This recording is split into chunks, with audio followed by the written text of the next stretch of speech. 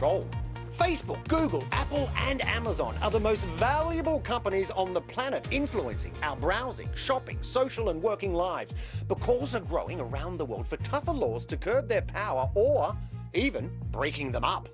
I'm going to be discussing all of that with these two. Yeah, there they are. Sarah Miller, former US Treasury Policy Advisor and founder of the American Economic Liberties Project, and Gary Shapiro, author and president of the tech industry body, the Consumer Technology Association. Also on the show, the pandemic-fueled turbulence in the aviation industry. I'm going to be speaking to the big boss of United Airlines and find out if a turnaround in its fortunes is on the horizon.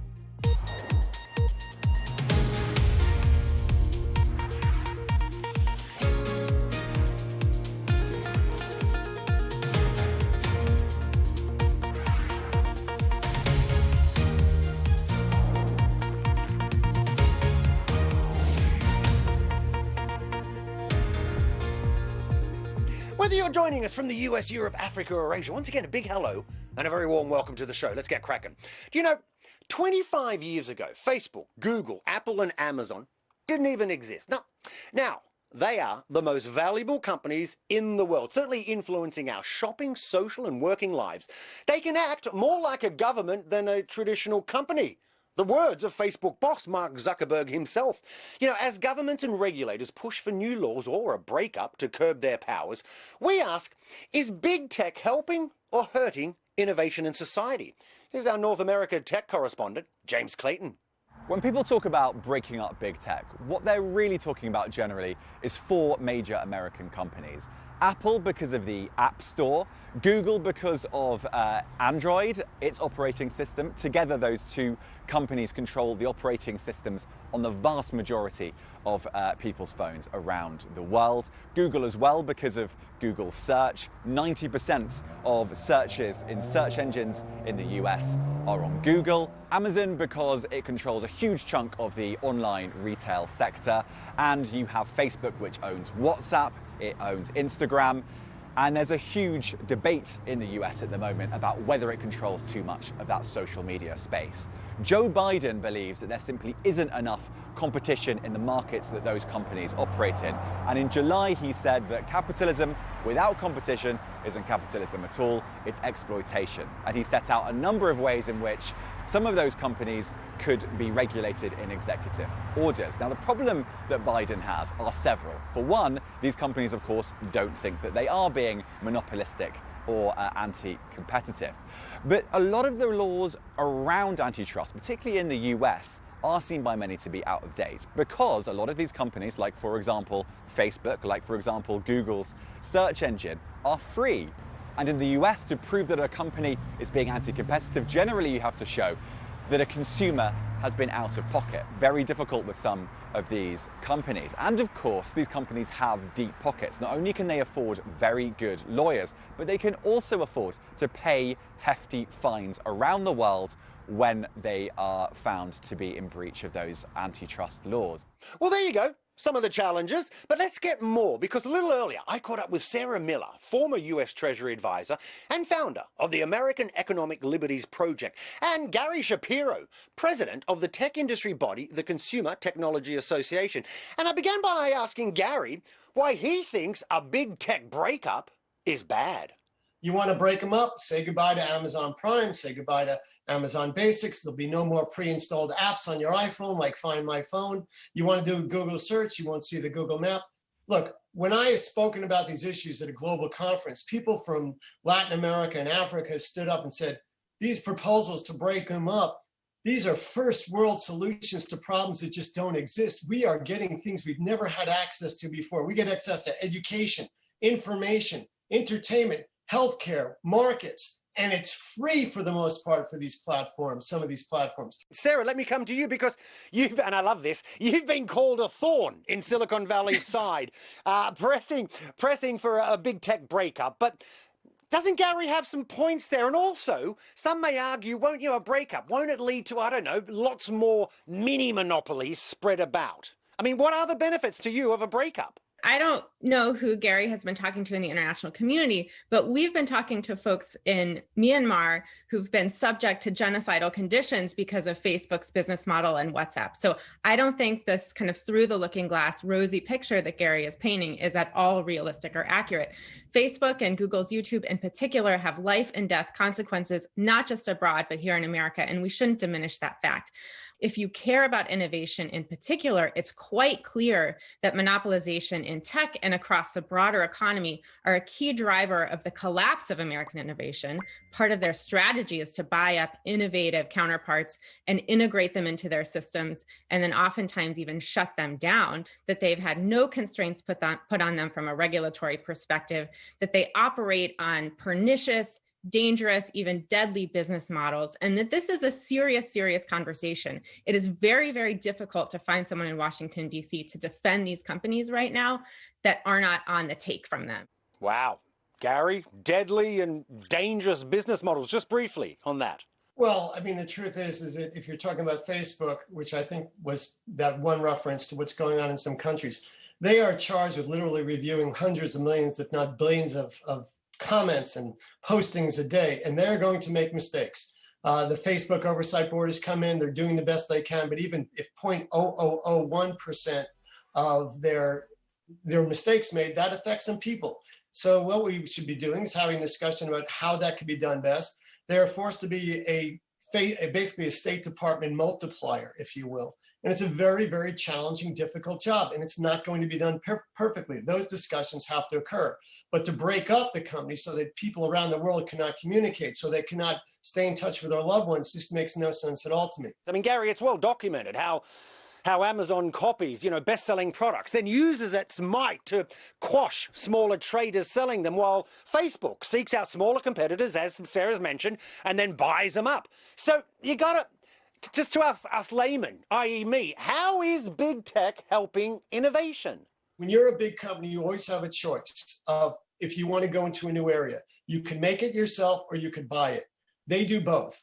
And that's why they're investing over $100 billion in research and development each year. And they buy a lot of small companies, absolutely. And that is a good thing. And look what Amazon has done, for example. Amazon's literally created hundreds of thousands, if not millions of new businesses. It's their primary source of revenue. Do they need guardrails? Absolutely. Do they need a privacy regime that's federal that Sarah and I could talk about and agree upon? Absolutely. Well, that was just a fire hose of big tech's greatest hits when it comes to talking points. My organization works with thousands of small businesses and hears from business people every day who've gotten their data stolen, who have to deal with anti-competitive practices, who have no way to get recourse when, an Amazon or a Facebook cheats them. If you're a small business and you get treated unfairly, there's nothing that you can do about that. And that's how these corporations operate. Their bottom line is to make money off of digital advertising, particularly Facebook and Google. Amazon seeks to dominate essentially the entire economy and become a middleman, not just for e-commerce, but all sorts of different sectors in the American economy. I want to touch on a couple of Gary's points because, much of the debate centers on big tech's power over consumers. But people, look, let's be frank, right? I love it. People love getting cheap goods in a flash from Amazon or using Google Maps, all for free. I mean, some argue if they're broken up and smaller rivals step in, we as the consumer we're going to have to pay more or pay for these services. What you are going to get is better products if you don't have a suite of ossified corporations sitting at the top of these markets. These are our crown jewel companies. Any other country in the world would die to have these companies. And is there competition? Tell that to Facebook and YouTube. Where did TikTok come from and all of a sudden grow much faster than they are? Where did Zoom come on to challenge Google and Microsoft and others with similar projects with Cisco? How about Clubhouse? Where did that come from?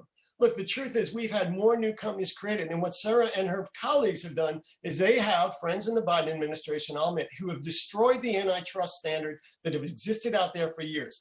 What is best for consumers has been the standard, the consumer welfare standard. Okay, let me move on. Gary, I'm going to come back to you. You know, since the start of the pandemic, these tech giants, they've raked in billions in profits. I mean, Amazon revenue hit $108 billion in the last quarter. Well, I'm talking about a 3-month period here. Yet, you know, according to the University of Chicago, they share a very smaller slice of their fat profits with workers today than, say, 30 years ago. You know, some will say, isn't that just greedy and, I don't know, possibly unethical? You know, I was around when Jeff Bezos came to our event and said, here's a new Kindle. And I said, you're competing with your own book selling? Brilliant company. They competed with themselves. In terms of how they pay their workers, they do have a lot of distribution people, which are unskilled jobs. So yeah, but when you look at a lot of companies, whether it's Best Buy or Walmart or others, the fact is that these big companies, which Sarah wants to break up, they are the ones that pay their workers more. They have the highest by all statistics, except perhaps Amazon's. Other companies do. They also give equity, and that's Amazon does give a lot of equity to a lot of their employees, and they benefited from the stock. Sarah, the fact that these firms have ballooned into today's giants is down, well, some will say, down to political and policy failures. Regulators, I mean, they approved Facebook buying Instagram in 2012, WhatsApp in 2014. Is there the political appetite to strengthen laws today and I guess what's required to police the industry then? We see that the lack of kind of public interest regulation, the lack of antitrust enforcement was essential for allowing them to get as large and as unwieldy as they are. And that's just a true statement. You didn't see these same kinds of giants emerge in the previous eras of the 20th century because we actually executed antitrust laws. When we saw monopolization, when we saw dangerous concentrations of economic power. I would ask Sarah a question here. Do you think that businesses operating in any legal environment have the right to know what the law is that governs their behavior in terms of mergers and acquisitions and things like that? What we want, actually, instead of this kind of consumer welfare standard, which always biases the largest competitors, they can always buy an economist to say, sure, this merger will lower prices, even when 2 weeks later they turn around and raise prices on consumers, if you remember AT&T and DirecTV. And then on the other side, what we're advocating for is just clear rules of the road. So businesses do have certainty. Amy Klobuchar, for example, introduced a bill that said, if you're over $100 million, you're done. You don't need to buy any more companies. That's a clear rule. She said, if you have a company of $100 million company, which is a small cap company, and literally probably in the tens of thousands of companies in the US, you may not acquire another company.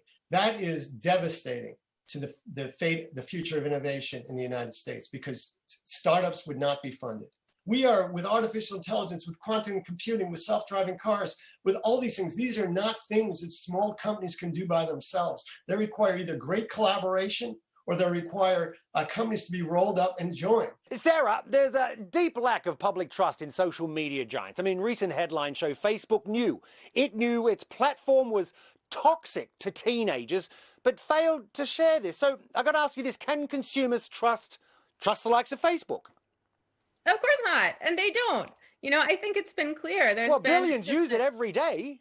Billions. Yeah, I like getting pictures from my, from my sister, and things like that. But you do not have to necessarily tolerate a single or two, in the case of Google and Facebook, a single set of giant corporations that control our online communications. And you also don't have to tolerate a business model that's based on pumping toxic information, dangerous information, and deadly information through American society. What will the tech landscape look like in 10 years' time?